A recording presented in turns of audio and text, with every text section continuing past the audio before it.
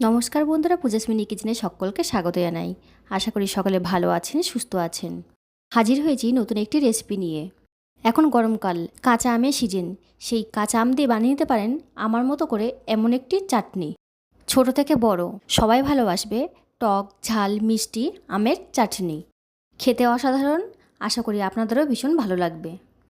চলুন শুরু করা যাক আজকের রেসিপি। এখানে দুটো কাঁচা আম নিয়ে নিয়েছি। আমগুলোকে ভেতর থেকে দানা ফেলে দিয়েছি, ফেলে লম্বা করে টুকরো করে কেটে নিয়েছি। এখানে খোসা সমেতই রান্না করব। টুকরো করে জলে ভিজিয়ে রেখেছি। তারপর গ্যাসটা অন করে কড়াইটা বসিয়ে দিলাম। কড়াইতে পরিমাণ মতন জল দিয়ে দিলাম। জলটা একটু গরম হতেই কেটে রাখা আমগুলো দিয়ে দিলাম। আমগুলো 2-3 মিনিট ফুটিয়ে নেব। সব আমগুলো দিয়ে দিয়েছি। উপর থেকে দিয়ে দিলাম অল্প নুন। নুনটা দিয়ে ভালো করে খুন্তি দিয়ে নাড়িয়ে দিলাম, যাতে নুনগুলো আমের সাথে ভালো করে মিশে যায়। এইভাবে 2-3 মিনিট আমগুলো ফুটিয়ে নেব। আমগুলো অল্প সেদ্ধ হবে, অথচ আমগুলো কাঁচা না থাকে, এইভাবে সেদ্ধ করে নেব। আমের খোসার কালার চেঞ্জ হয়ে যাবে, তখন আমি এটাকে ঝুড়িতে ঢেলে নেব।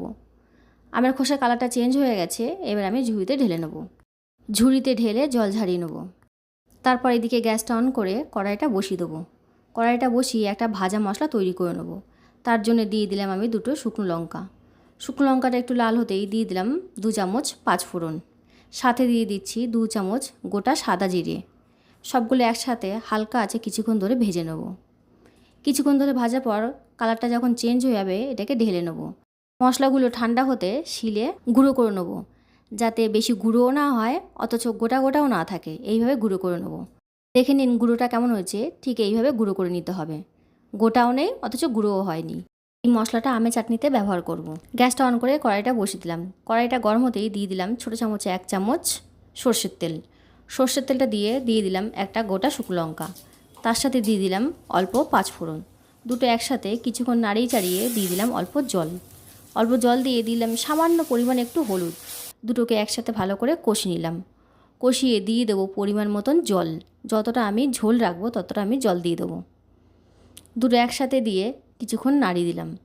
তার সাথে দিয়ে দিলাম পরিমাণ মতন চিনি। আমটা যেহেতু বেশি টক ছিল, সেই জন্য চিনির পরিমাণটা একটু বেশি দিতে হবে। সব একসাথে ফুটে উঠতেই কালারটা চেঞ্জ হয়ে গেছে। এই সময় আমি দিয়ে দেবো সেদ্ধ করা আম। সব আমগুলো কড়ার মধ্যে দিয়ে দিলাম। দিয়ে ভালো করে খুন্তি দিয়ে নাড়িয়ে দিলাম। নাড়িয়ে বেশ কিছুক্ষণ ধরে ফুটিয়ে নেব, যাতে আমের ভেতরে চিনিগুলো চলে যায়। যেসব বন্ধুরা আমাকে সাপোর্ট করছেন তাদেরকে অনেক ধন্যবাদ।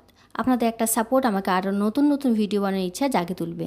আশা করি আপনারা আমার সাথে থাকবেন, পাশে থাকবেন। আমার চ্যানেল এখনও সাবস্ক্রাইব না করা থাকলে চ্যানেলটি সাবস্ক্রাইব করার অনুরোধ রইল। আমের ঝোলটা একটু চেখে দেখেছিলাম, নুন কম হয়েছে, তার জন্য দিয়ে দিলাম অল্প নুন। নুন দিয়ে আবারও ভালো করে আমের সাথে মিশিয়ে দিলাম। কেমন লাগলো আমার এই সহজ সরল রেসিপি, ভিডিওটি পুরো দেখে কমেন্টে জানাবেন। ভালো লাগলে লাইক করবেন, সাথে শেয়ার করবেন।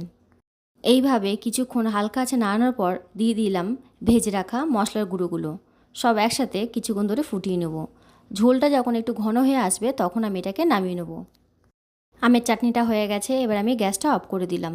তৈরি হয়ে গেল টক ঝাল মিষ্টি আমের চাটনি। এবার একটা পাত্রে আমি ঢেলে নেব। আবারও চলে আসবো অন্য কোনো দিন অন্য কোনো নতুন ভিডিও নিয়ে। ততক্ষণ সুস্থ থাকবেন, ভালো থাকবেন। ভিডিওটি দেখার জন্যে সকলকে অনেক ধন্যবাদ।